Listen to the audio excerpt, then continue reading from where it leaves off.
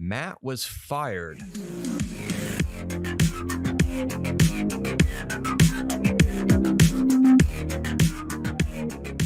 Welcome to A Cast with No Name. I am your host, Jay. Matt was fired. I'm kidding. He is on vacation. This is Jesus. I've been drinking today. This is episode 15 and a half, Saturday, July 30th, 2022. However, even though Matt is gone, today we have a special guest who goes by the name of Puff. This episode, we will be discussing aging and the changing taste in movies. But first, don't forget to visit our website, acastwithnoname.com, comment on our episodes, or write to our email, contact.acastwithnoname@gmail.com, to where you can comment on episodes, give us any kind of critiques, or if you just want to let us know of a movie you want us to review. But yeah, let's get into it. Puff is thinking it's going to be a short episode, but it'll probably be a 3.5 hour bender. So let's just get down to it. Puff, introduce yourself. Yeah, my name is Chris Windsor. I go by Puff. That's something from our college days. We're in the same fraternity together.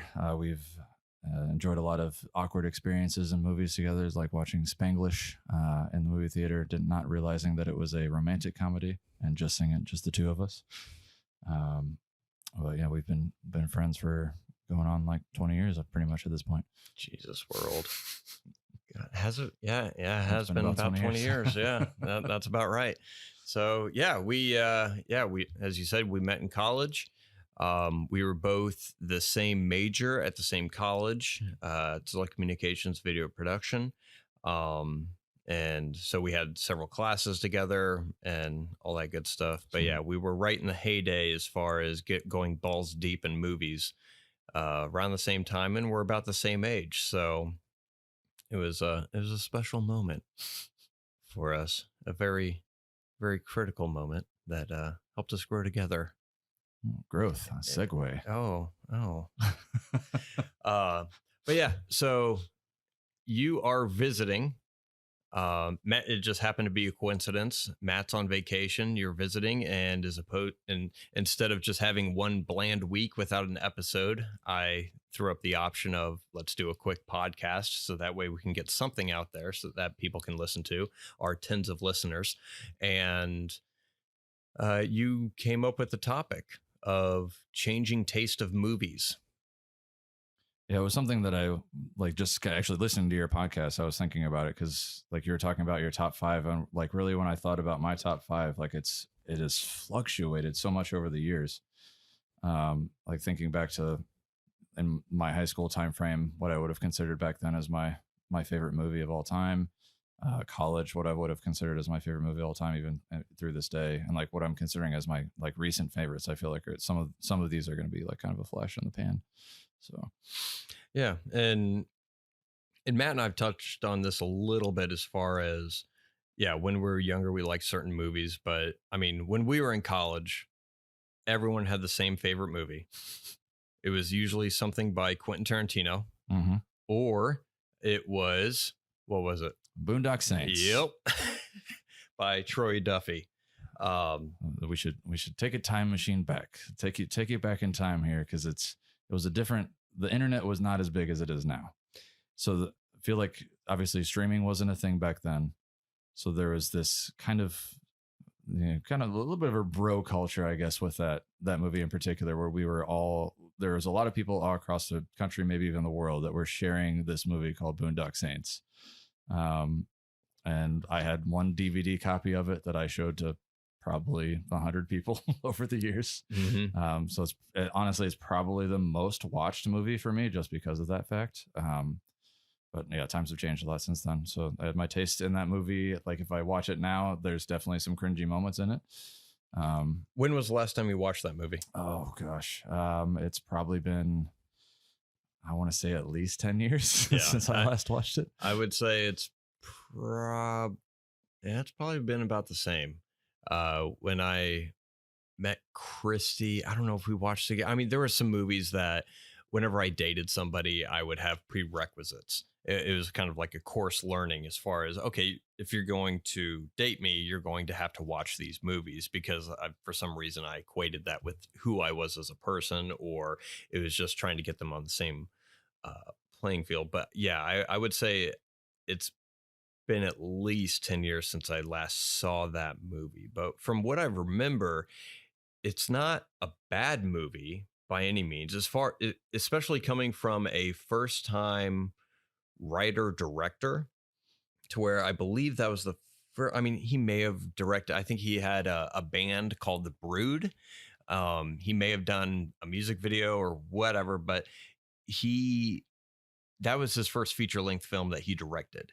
And as far as a first feature length film, having Patrick Flannery and Willem Dafoe and greasy hair Norman Reedus in it, be able to direct it competently, and then at least to his vision, and have it come out good, I think is a huge. I mean, it was pretty successful. There are certainly a lot of memorable one-liners from the movie, which definitely helped. As far as growth, like even to the time that the sequel came out for that movie, I had grown as an individual and as someone who was interested in the industry, and I did not like the sequel nearly as much as I liked the original. And I saw that with friends. Some of my friends disagreed at the time, but I mean, that's just our taste had changed. I'd grown away from it.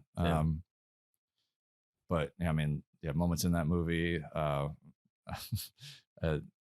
some of which are probably considered faux pas at this point, with the sequence at the beginning of the movie where they're arguing with the rule of thumb. Yeah, exactly. No, well, it should have been the rule of wrist. There is no faux pas with the beginning of that movie. That holds true to today's standards, and I think any male or female could agree that is just right in line with today's culture. So, all right, Boondock Saints aside, let's flash back to when we were in college, which was 20 years ago. Yeah. What were your favorite movies? So at that time, definitely the one that I would claim was my favorite movie would have been Pulp Fiction, 100%. Still to this day, I would absolutely go see any Quentin Tarantino movie, but as far as like those movies are concerned, I haven't really watched them as much recently either. Outside of that, definitely from movies that I'd grown up with, Back to the Future, Indiana Jones, the Star Wars movies, 100%. I'd probably still claim as one of my favorite movies, even though they've been tainted a little bit over the years. All of them, or just 4 through 6? Okay. The original trilogy that I grew up with. Jurassic Park. I can't remember the original date that those movies came out, but the Lord of the Rings trilogy would definitely be a favorite now. Lord of the Rings, I believe, was early 2000s. I think 2001 is when the first one came out. But yeah. And then definitely more recently, any Edgar Wright movie would still be like, he's probably my current favorite director just in general. I feel like his tone, sense of humor, things of that nature just hit home with me now. I mean, back in college, I would probably have to say a similar thing, just because we were in film classes with the same generation of people that grew up watching the same amount of movie or same type of movies.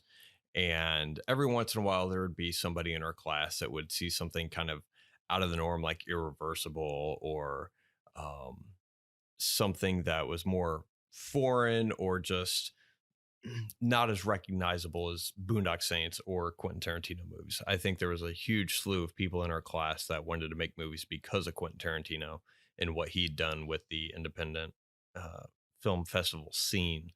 And I know one person that you mentioned in a previous episode was definitely influential on that as well, with Robert Rodriguez. But I feel like he was also influenced by Quentin Tarantino as well. So,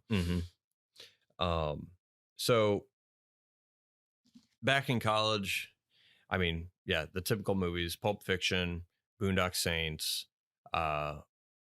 how has your list changed, or how has your taste changed as you got older? I guess the cool factor isn't as important to me anymore. As far as taste, I definitely I like. I'm kind of weird in that I really like dark. I really like sci-fi. So pretty much any movie that hits those items, I will probably see. Um, but then on the other aspect of it, like Edgar Wright, obviously is more on the humorous side. So he hits that like that comedy aspect of it. Definitely Marvel movies, mix that in.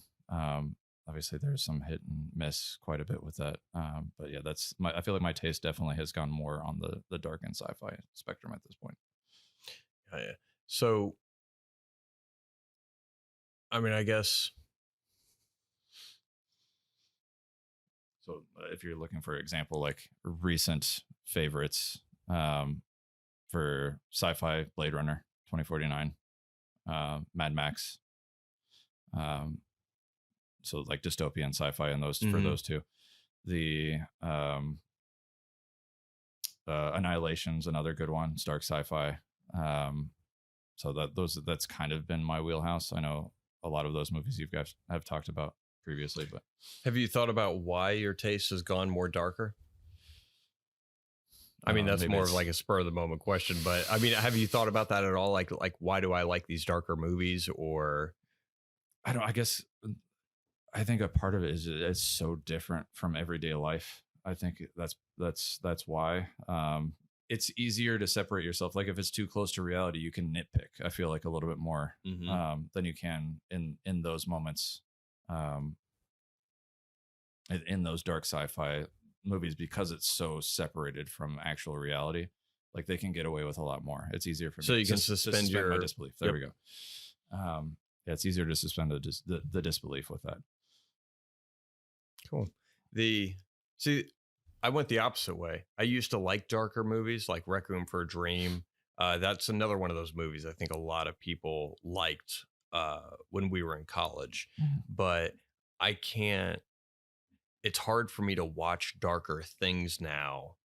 And I don't know if that's because I have kids, or I pay too much attention to the news, or I mean, usually whatever I watch, I tend to want to have some kind of uplifting message or something, to where darker films I used to love when I was younger. And I don't know if I watched too many of them when I was younger and I just kind of got tired of it, or if it's just too melancholy right now watching it. Or maybe I'm just happier because I don't have kids, so it's easier for me to. And that could be could be it too. You don't have kids, so you're just your life. It's sunshine and rainbows. You're skipping off to work every day and all that stuff. That could be it too. So yeah. Now I know you mentioned one director in particular that you had been really into back then. That which one is not as Kevin Smith? Yeah. Because that was definitely somebody as well for me, like Dogma, especially. Yep, he was another one of those. A lot of people, same, came out of the independent movie scene, and had a huge following in the 90s. I feel like the 90s was him and Quentin Tarantino, and especially with people in our generation. But like with his movies, I think it was slightly different. I just feel like it was a maturity thing. I mean, like Kevin Smith films just scream 90s. The clothing style, the way people talk. They're very immature for sure. Yeah. And to where it's difficult to be able to relate to that. Because I think those movies were supposed to appeal to early 20-somethings and teenagers. Have you watched any of his recent movies? I tried. Of his recent movies? So like the one I was thinking of in particular, so it seems like he followed a similar path, because Tusk. Okay, I have not. Bananas. I have not seen Tusk. I have not seen Red State. The most recent movie I think I saw of his was Cop Out.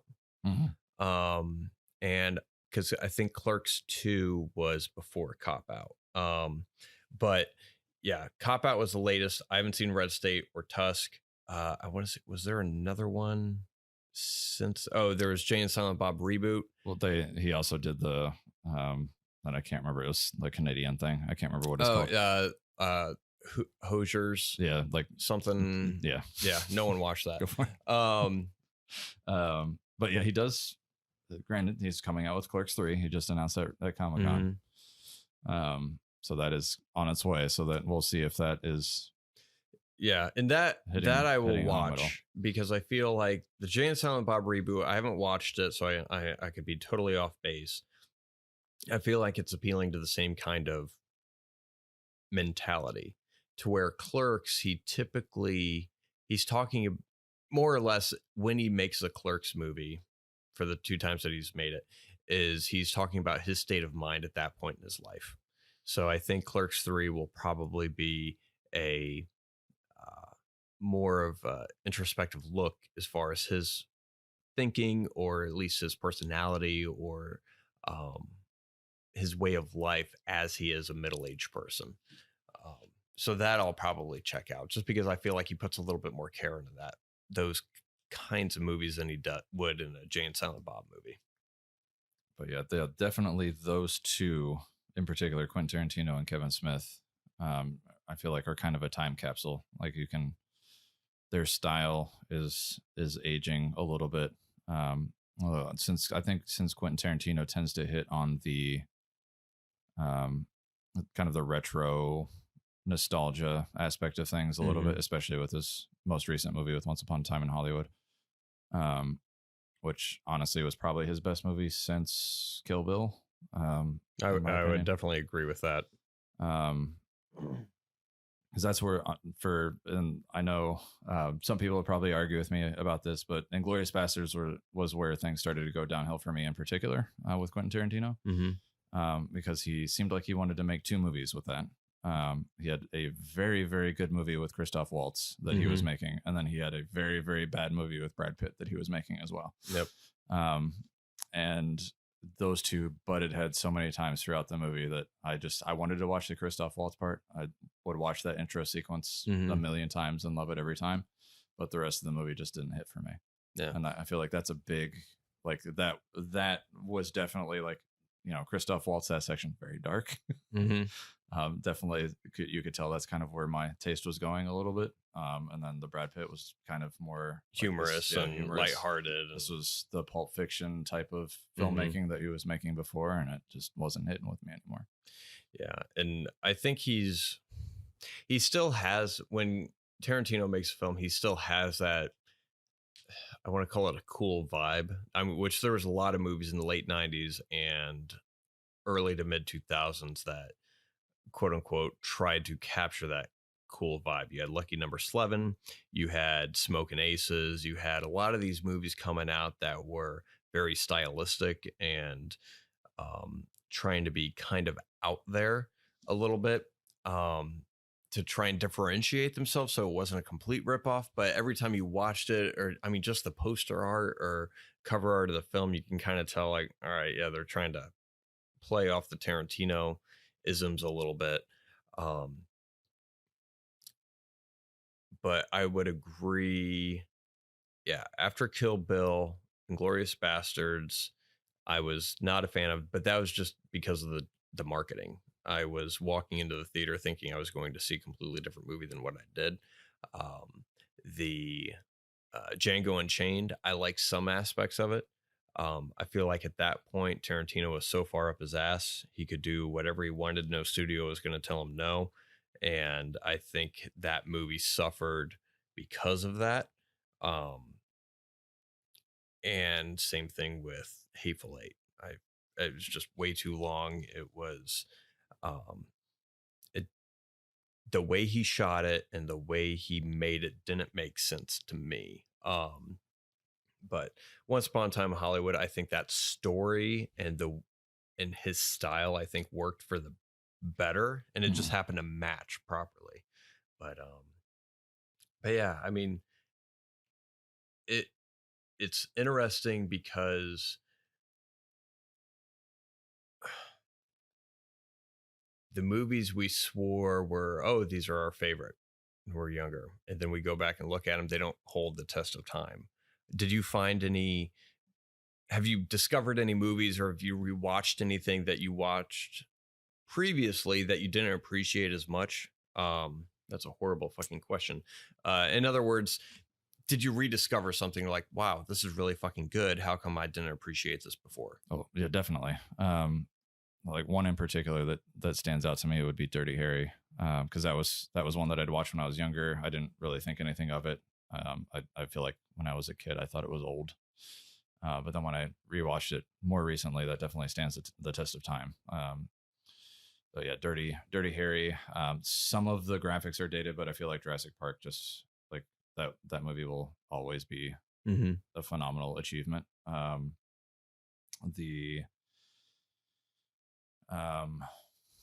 mean, I mentioned Back to the Future. I don't know that I've never not appreciated that movie, but when we saw that for the 25th anniversary, that one, like just seeing that kids still enjoyed it just as much as we enjoyed it when we were kids, like was a phenomenal thing to see. So that's another one. Yeah, it's interesting when movies are able to do that, especially through generations. And sorry, I thought of another one, Rear Window. Yep. That one, like as old as that movie is at this point, I feel like, I mean, they've tried to remake it, what, 4 or 5 times at this point. Oh yeah, with Disturbia, and the girl in the window from watching the woman across the street or whatever that was called, with Kristen Stewart or Kristen Bell. That would have been a very different movie with Kristen Stewart. But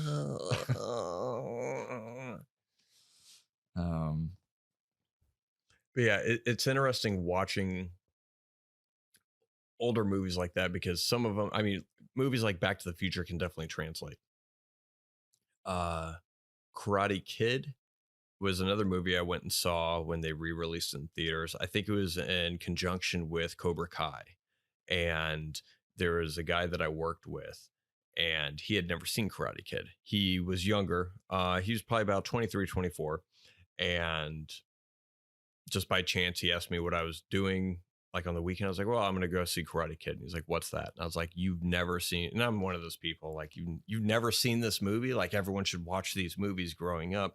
He'd never seen it. Of course, he was born after the movie had come out. The movie came out in 84. He was probably born in 89 or 90 or 91 or whatever. And he had never seen it. So I asked him, I was like, well, would you want to come with me? Because I was interested to see what his response would have been, or is, upon seeing it, to see if he would think it's good, or if it's just one of those time capsule movies to where it's a movie of the time. If you watched it when you're younger, you're going to enjoy it when you're older, kind of a thing. But when we went and watched it, he had a very interesting take on it, which was, after the movie, he's like, Daniel's kind of an asshole. And I was like, really? And he's like, yeah, he deserved every bit of it. Like, he was just an asshole. Like, he had a completely different perspective. And of course, I remember, explore that in Cobra Kai for sure. Yeah, they do. And which I think what makes that show work is they recognize how dated it was, but then they kind of use that to kind of fuel the story. But you have some movies like Back to the Future, to where anybody could more likely possibly watch it, get the enjoyment out of it, and fall in love with the story. And then you have some movies that came out 1 year prior, like Karate Kid, that just completely would miss the mark as far as the point that they're trying to get across, just simply because of the time that it was made and the decade that it was made, and the social norms that fall into that. So, I mean, we had movies that we liked when we were younger. We had the Kevin Smith films, the Quentin Tarantino, Pulp Fiction. We had the Darren Aronofsky, Requiem for a Dream, and those types of movies. What do you think are the movies now that are coming out that you think will end up getting that following? Like the same kind of following is, oh, the younger generation thinks they're the best movies ever made, and then 20 years from now they're going to look back on them and be like, and then they're okay. But I mean, certainly one thing, especially with the viral uncut jams that's been going on. So I know one of these movies hasn't gone quite as nuclear as the other one, but Uncut Gems definitely I feel like is potentially one of those movies, even though it's a great movie. But at the same time, like I don't want to watch that movie again because it stressed me out so much. But I would say for me in particular, definitely one of my recent favorites would actually be Good Time, which is another Safdie brothers movie that not as many people talk about. Stars Robert Pattinson, so you would think more people would be talking about than they are, because obviously he's recently been the Batman. Shovel face, sure, yep. Or Sparkles the Vampire. But that was actually the movie that sold me on him being the Batman when I watched that originally, because I was like, this dude can act. Like he actually has a huge amount of range. He's not just an open mouth breather like his cohort from Twilight.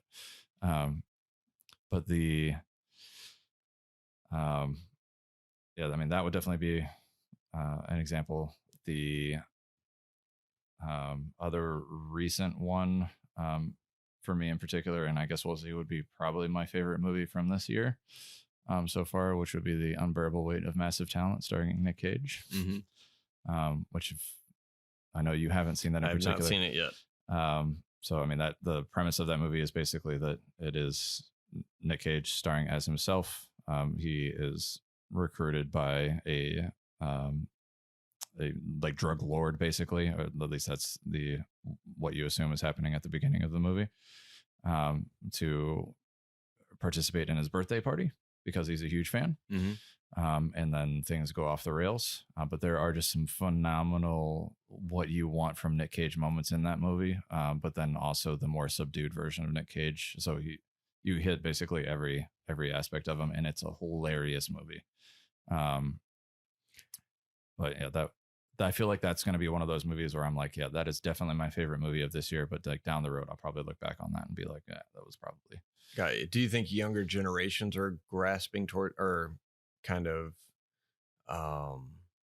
attracted to those two movies as well? Or you think it's just that's your personal view as far as, oh, I like these movies right now, but 20 years down the road, I could see them not holding up? Well, at least... I mean, definitely. I mean, since what we're discussing particularly is my personal taste, I mean, that's definitely, I feel like, is my taste for those two. But I feel like Uncut Gems in particular is one of those that a lot of younger people did see, just especially because of the virality of it. Yeah. And because it's easily accessible on Netflix, as I think Good Time is as well. But, yeah. Yeah. What about you? See, it's hard. It's hard for. There hasn't been a lot that I've seen recently that I could say, oh, that could be in my top 10 or my top 20. When I saw Uncut Gems, that was a movie that I want to say affected me, but not in like a negative way. It was just more of like, oh, wow. Like it kind of stuck with me for a little bit. And for anyone who hasn't watched that movie, it stresses you out the entire movie. Yeah, they do a good job with very well in the end. Yeah, tension and the dialogue, and I mean they do a good job with pacing, and it's a very well done movie. I don't know. I mean, there hasn't really been anything in the past 8 years that kind of wowed me. It's been little movies like Uncut Gems to where like, oh, well, that was a movie. I mean, I was entertained by it. Would I watch it again? Probably not. And this is every phone call that I have with him where we talk about movies. He says, that was okay. Yeah. We call each other every Wednesday. Well, I call him every Wednesday as I'm driving home from work. And we discuss what we've watched this week and what we, or what kind of video games we've played. And he hit it right on the head to where there hasn't been anything that I've been surprised by. I mean, I think Top Gun was a nice surprise. I was more entertained than what I thought I would be. Um, but I mean, there really hasn't been anything that's really stuck with me as far as I need to see that again. I want to watch it again. I want to see how they made it. I want to rewatch these scenes and to kind of decipher how they were constructed. Um, so I'm and I spoke with Matt a little bit about this to where um, I think I loved movies more when I was younger. Mm. To where as I'm getting older, I have other things going on and everything else to where um, I guess they're not as important to me as what they were when I was younger. So I don't know if that has something to do with it or if it's more of I just haven't seen anything that's really surprised me because most of the stuff that's come out in the past 10 years has been Marvel movies as far as anything big budget. You have a few exceptions, but those exceptions have usually kind of farted into the wind and not meant anything to anybody. But I mean, with the exception of like Mad Max, Fury Road, every once in a while you get a movie or Top Gun, a movie like that to where it's a very clear vision um, and executed extremely well. And especially in this day of streaming, to where everything just starts getting churned out and everything else. But I mean, it's tough for me to say. I mean, a lot of my favorite movies are movies that came out 20, 30, 40 years ago. Um, Now, do I think they'll change? I think they will. What they'll change to, I think will probably just be dependent on where my life is at that point. Um, I think I touched on this a little bit with the top 5 Alien movies, to where Close Encounters of the Third Kind was one of my favorites, and then I had kids, and the ending just didn't land as much for me, so it kind of dwindled down the list. Um, just because it wasn't aligned with my values as who I am now. But yeah, I mean it's a cop out answer, but I mean they're trying to think. Yeah, I definitely feel like of all of the things that we've discussed, I feel like the television side, I feel like we're kind of in a golden age of television a little bit, which there's definitely a lot of misses out there, but you seem like you've enjoyed a lot more television than you have movies over the last few years. And probably because the same reason why a lot of actors go to television is because they can explore a character for multiple seasons. You can see that slow progression and that change in a character. If someone's playing like Breaking Bad or something like that, but even I feel like some of the writing, like What We Do in the Shadows, it's one of the few things I can watch that's new and laugh. A lot of the other comedies and movies I haven't seen. I mean, Always Be My Maybe, I thought was a pretty good romantic comedy. That was new. Crazy Rich Asians, I thought was pretty good. But there really hasn't been a lot of comedies other than like Deadpool or something like. I feel like we're ripe for another Mel Brooks age of comedy to get back to that. Of like a spoof? Yeah, spoof, good, like actual good parody or spoof. Because it's been a long time. I feel like the scary movie, like as much money as those movies made, the Wayans brothers movies kind of killed that a little bit. Mm-hmm. Yeah, they were churning them out, and and I think there was another group of, and they were also not as good. Yeah, there's another group of filmmakers that were putting out the Not Another Teen Movie and the superhero movie, it's epic movie. That style, though. Yeah. I feel like because of the scary movie, I mean, it got to the point where there was that one that was basically just an anthology movie. It was a bunch of like short stories that were supposed to be funny, but it was like movie 13 or something like that. Movie 43, something like that. Yeah. But yeah, it was. Yeah, there was a lot of those that were released, and they were all really bad. But they performed well in the box office.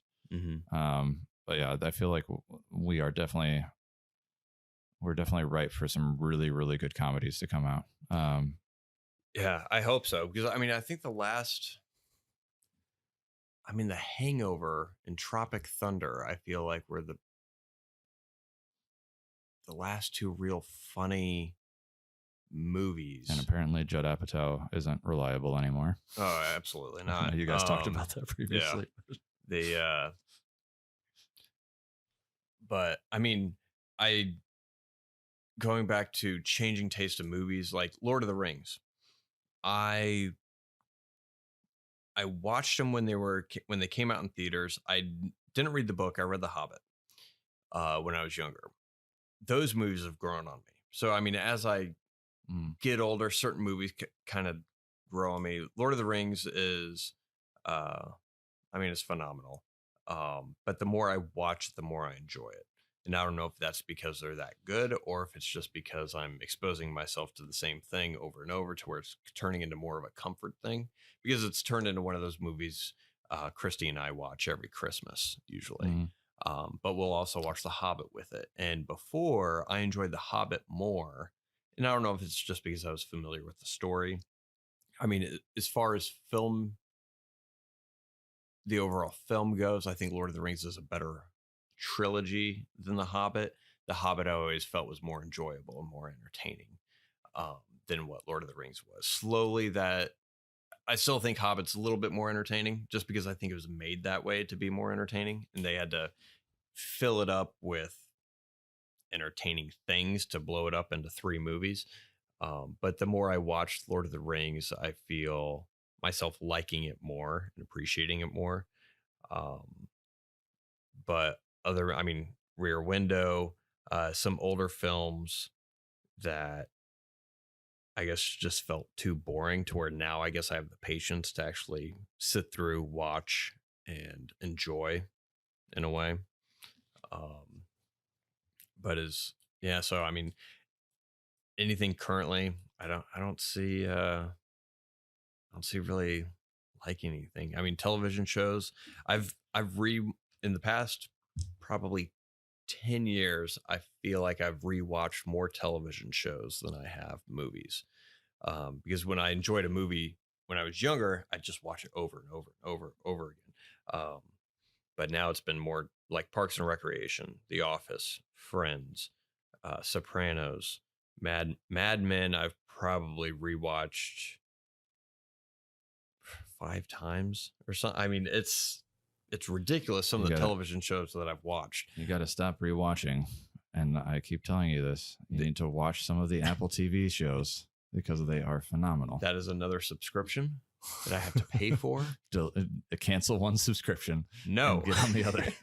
I will cancel Netflix when they put on ads. As soon as they put ads on my TV, I will cancel them immediately, and then sign up again for Stranger Things. But then cancel it again. I kept saying I was going to cancel them this month, and they pushed back the Uncharted release, which I have not watched yet. And then there's Sandman's coming out in August as well. So is that coming out on Netflix? Yeah. I never read that graphic novel. I know you were a fan of it. Yeah, very much looking forward to that. I was also looking forward to Cowboy Bebop though, and that shit the bed. That shit the fucking bed hard. So we'll see. I feel like Neil Gaiman had some bigger oversight on the Sandman though. So, and I mean his other shows have all turned out really well so far. He did like American Gods. I think that had a pretty decent following. Yep. American Gods was really good. Is really good. I don't know if it's canceled, but I like Ian. God, what's his fucking name? Lucifer is technically one of his shows as well, which did really well. I know that has a huge following. And then oh shoot, the one that was on Amazon. Can't think of the name of it currently. The Good Omen. Yes. Or Good Omens. Good Omens. I like that. I enjoyed that a lot. I thought that was a pretty good show. But yeah, I mean, those are all based off of his properties. All great. He's an incredible writer. So I'm hoping that they develop more of his stuff in the future as well. But Sandman is one of those like epic tales. It could be a pretty long lasting series if Netflix gives it. Is the graphic novel still going on, or is it like a limited? Oh, it's been done for quite some time. So it's a set story. Yes. Okay. How long did how long did the story go till? Like how many issues? Like it was the original series ran for 75 issues from 89 to 96. Okay. So how many issues per series or per I don't know how God bless fuck mother shit. Cut that out too.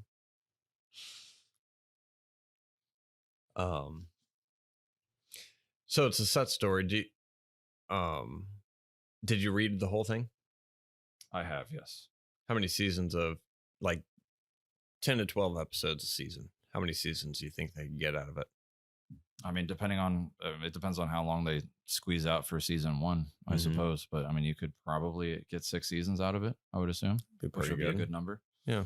Because there's some definite arcs that you could start and stop at easily. But yeah, it is a very good story about essentially personified. So like the main character's dream. So he's basically, kind of the Sandman that you've heard in music before. One of his puts people to sleep. Yeah, one of his in a positive way though. But yeah, one of the items that he uses to kind of conjure magic is a bag of sand. That's legitimately one of the items that he keeps. From what I've seen for the trailer so far, they are going to the initial part of it's going to be him pursuing his different items. It sounds like they're going to be kind of individual stories for the first few episodes where he's going into like a different realm, basically for one of his siblings in the show. And in the comic books. But it is, it should be very epic in scale if they do it correctly. Nice. But yeah, that is something that I am definitely looking forward to here, and we'll see if I cancel Netflix after it comes out if it's terrible. Do you think movies? Because I think about this sometimes. I mean, because you can really dive deep into characters and story, and you can tell a very good long form story. Do you think? I think people are starting to get spoiled by that, by like really well written television series that have the same kind of production quality as a movie. Do you feel that movies will kind of slowly go by the wayside? I don't think they'll go by the wayside necessarily. I think that you may see where they throw less money at them. You might not see as many $100 million movies. You might see more like $50 million movies instead. But I mean, movies are still making money in the theater. It's just obviously it's a little bit more of a gamble if you actually like, especially if it's a new IP. If you put $100 million into a movie, that could, flop hard. Yeah. But yeah, no, I have a feeling we're, especially in the age of post COVID, I think things are going to start getting back to normal. Movies will be making more money than any other movie in history. We'll start hearing those kind of stories in the future as well. And some of them may be things that were a surprise, or it'll be something that somebody made for like $10 million and it just blows up in the box office. Yeah. And I'm wondering I'll be interested because I can't imagine Marvel movies perpetually making money every time. I feel like it's already on a downswing. Yeah. And to where I sometimes think, because I think for movies, you mentioned lessening the budget. I think that would be, and I've said this before, to where you typically, if someone has not a lot of money to work with, they typically become more creative as far as what they want to have to do to get their story across. To where I wonder if movies will kind of be more of obviously a one-shot story, which movies are, but to where if they'll be more unique, similar to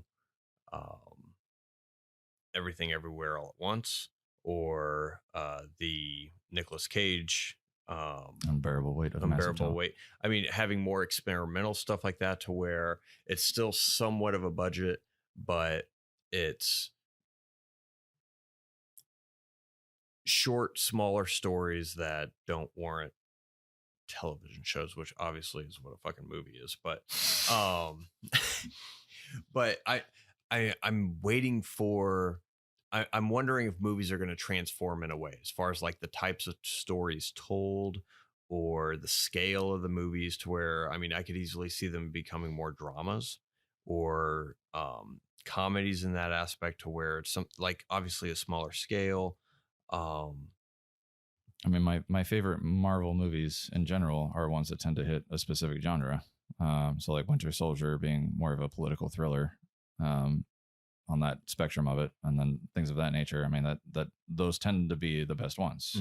They don't need to all be an end game.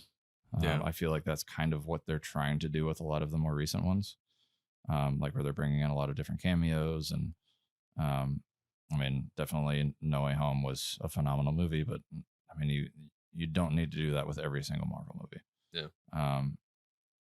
The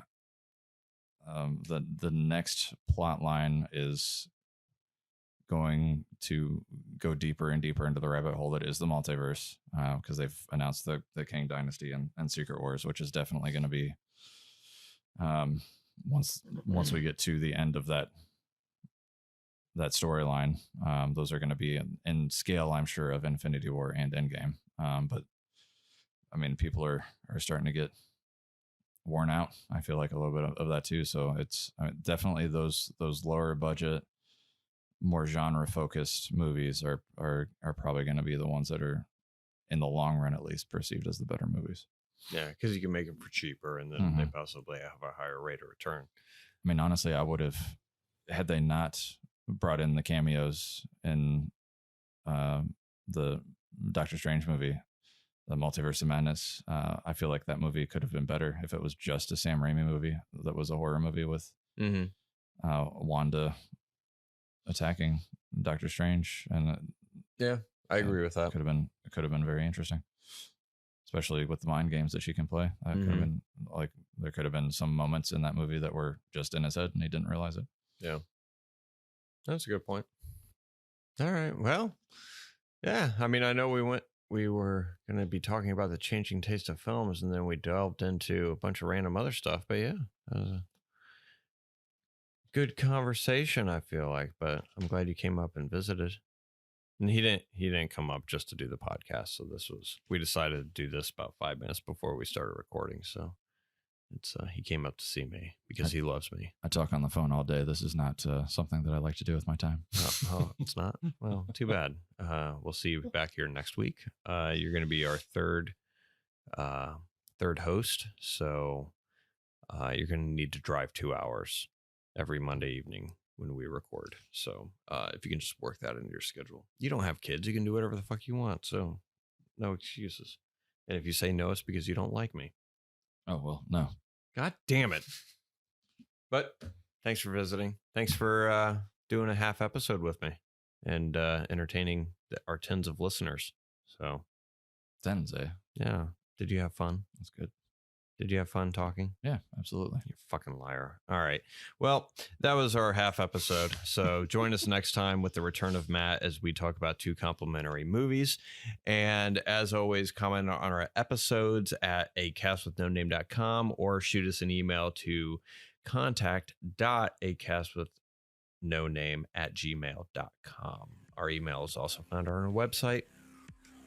So, but yeah, if you want to reach out to us, you can do that. Puff has already taken off the headphones. He is packing up his shit and he's walking out the door. All right. See ya. Thanks for visiting. So, thanks for listening. Have fun. Goodbye.